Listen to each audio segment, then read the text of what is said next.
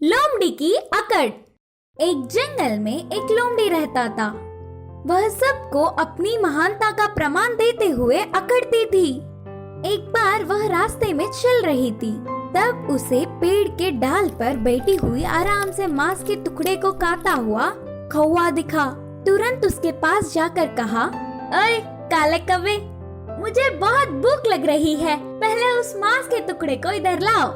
उन बातों से कौवे को बहुत गुस्सा आया और कहा, मैंने बहुत ही मेहनत से कमाया, मैं नहीं दूंगा, जाओ। मैं इस जंगल का मंत्री हूँ, भूल गए क्या? असल में तुम सब ना जाने वाला एक बात बताओ। सिर्फ नाम के लिए जंगल का राजा वह बूढ़ा शेर है, पर इधर सब कुछ मेरे हिसाब से ही होता है। पहले उस मांस के टुकड़े को नहीं दिया तो तुम्हें पकड़कर तरह तरह के अत्याचार करवाऊंगा करके डराने लगी। अब ना कुछ कर पाते हुए वह कौवा खोजता हुआ उस मांस के टुकड़े को लोमड़ी की तरफ फेंका। उस टुकड़े को खुशी से खाकर उसकी चाल सफल होने से कौवे को देखती हुई हंसने लगी और वहाँ से लोमड़ी चली गई। इस लोमड़ी की अकड़ तो दिन ब दिन बढ़ते ही जा रहे हैं। अभी जाकर महाराज को पूरी बात बताकर उसे एक अच्छी पाठ पढ़ाऊंगा। सोचकर उड़ता हुआ कौवा शेर के पास आया। महाराज को मंत्री लोमड़ी की अपमान करने वाली एक बात को 4 बातें बनाकर उकसाने लगा। इससे शेर गुस्से से आग बबूला हो गया। फिर उसके पास आई हुई लोमड़ी पर शेर ने एक पंजा मारकर उसे मंत्री के पद से हटा दिया। इतना होने पर भी लोमड़ी ने अपने तेवर नहीं बदले।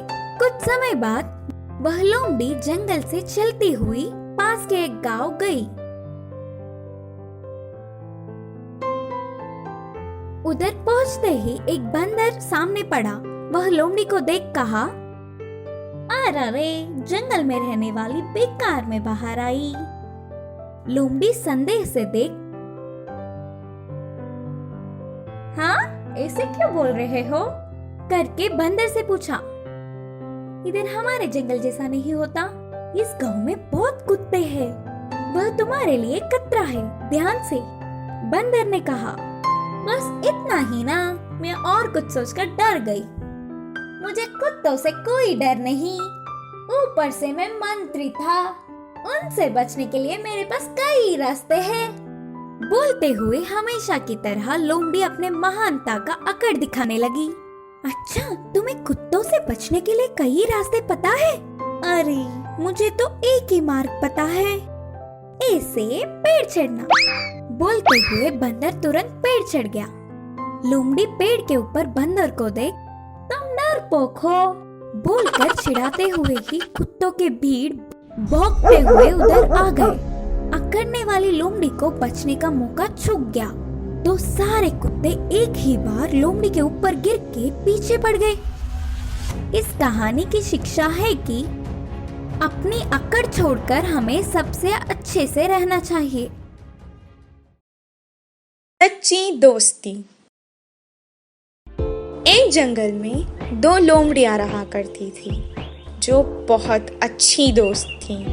एक दिन उनको बहुत प्यास लग रही थी, इसी कारण वो दोनों नदी के पास जा रहे थे। रास्ते में उन दोनों को एक थैली दिखाई दी।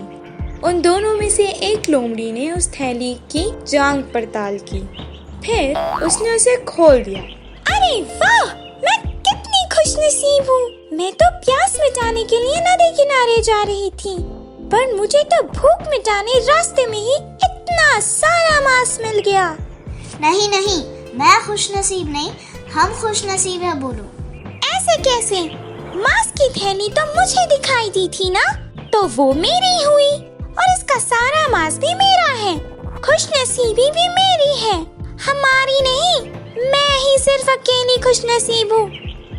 उसकी ऐसी कड़वी बातें सुनकर दूसरी लोमड़ी चुप हो जाती है।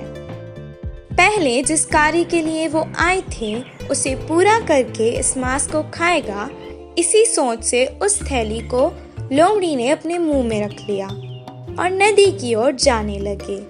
इतनी ही देर में एक शेर की गुर्राने की आवाज पीछे से सुनाई दी। लोमड़ियों ने पीछे मुड़ के देखा उतने में एक शेर वहां आ पहुंचा।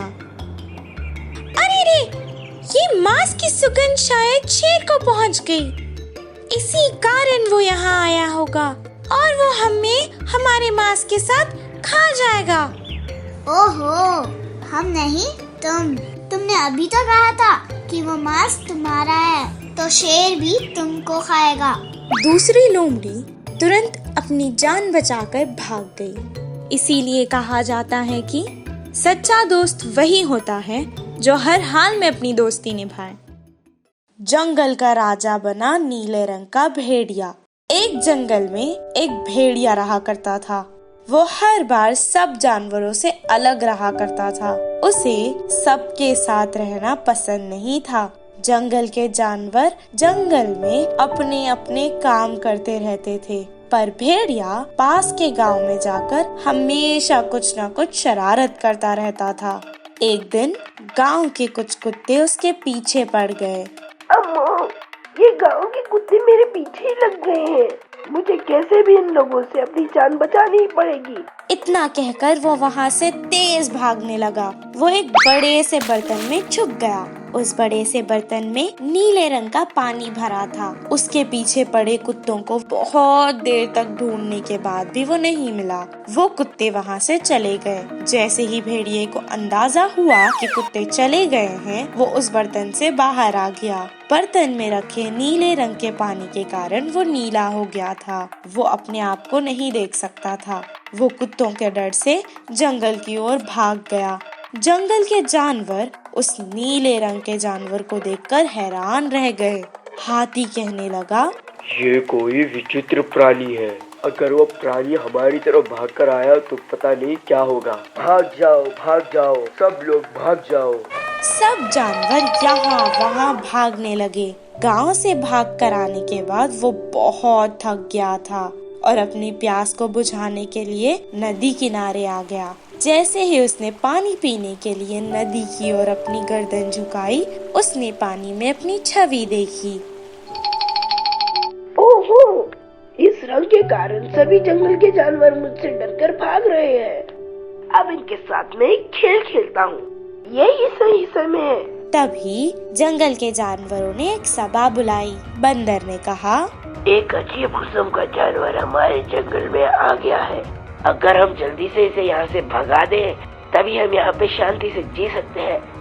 मैं भी वही सोच रहा हूँ। जो जानवर हमारे जंगल में आया है, उसका बल कितना है वो मैं भी नहीं जानता। अगर हम उसका जल्दी से काम नहीं करेंगे तो सब मुश्किल में आ जाएंगे। तभी वहाँ भेड़िया पहुँचा। मुझे कमजोर मत समझो। भेड़िए को अपने करीब आते देखकर सभी जानवर डरने लगे और यहाँ वहाँ भागने लगे। तभी भेड़िए ने कहा, कोई भी अपनी जगह से मत हलो। भगवान ने मुझे तुम सब पे राज करने के लिए भेजा है। मैं तुम सबका रक्षक हूँ। तुम सब जो भी शिकार करोगे, पहला हिस्सा मुझे आना चाहिए। भेड़िया अपने बारे में बड़ा चढ़ाकर बातें करने लगा।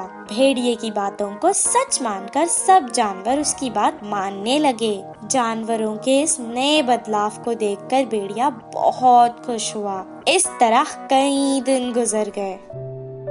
एक रात कई भेड़िए एक साथ आवाजें करने लगे।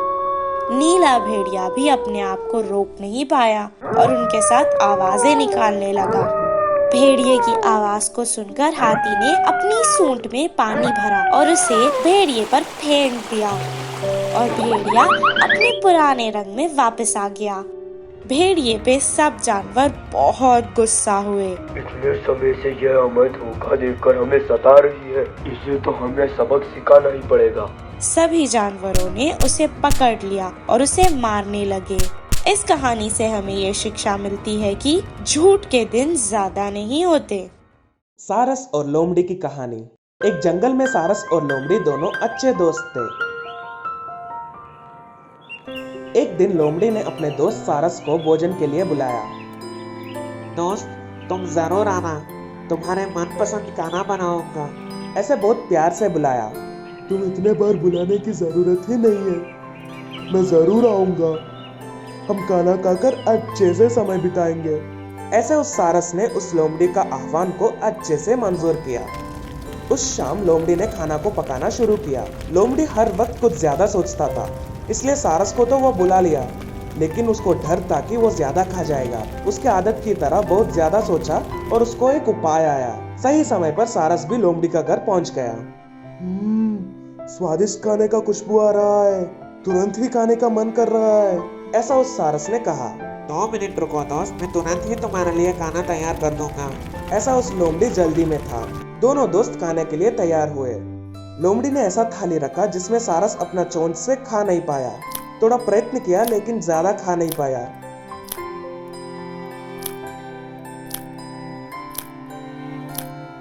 लेकिन लोमड़ी थाली को चाटते हुए पूरा खाना खत्म कर दिया। बेचारा सारस उदास होते हुए बिना पेट भर के ही घर चला गया। सारस का भोजन भी उसको ही बच गया बोलकर लोमड़ी बहुत खुश हुआ। ऐसे कुछ दिन गुजरने के बाद इस बार सारस ने लोमड़ी को अपने घर भोजन के लिए आह्वान किया।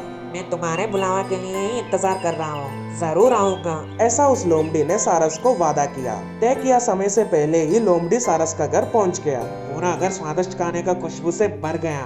मैं और इंतजार नहीं कर सकता, जल्दी खा जाइए। आ जाओ दोस्त। ऐसा उस लोमड़ी ने बहुत उत्साह से कहा। थोड़ा सफर रखो, मैं अभी तैयार कर रहा हूँ।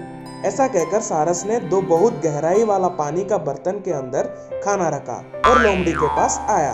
बर्तन का गहराई बहुत था और बहुत लंबा था, इसलिए लोमड़ी का मुंह बर्तन के अंदर नहीं घुस पाया और वो नहीं खा पाया। लेकिन सारस के चोंच बहुत बड़ा था, इसलिए वो अच्छे से पूरा बर्तन का खाना खा लिया। पर अंत में लोमड़ी कुछ भी नहीं खा पाया और भूखा पेट घर चला गया। इस कहानी का नीति ये है कि हम जिस तरह दूसरे व्यक्ति से व्यवहार करते हैं, ऐसे ही दूसरे व्यक्ति हमसे भी व्यवहार करता है।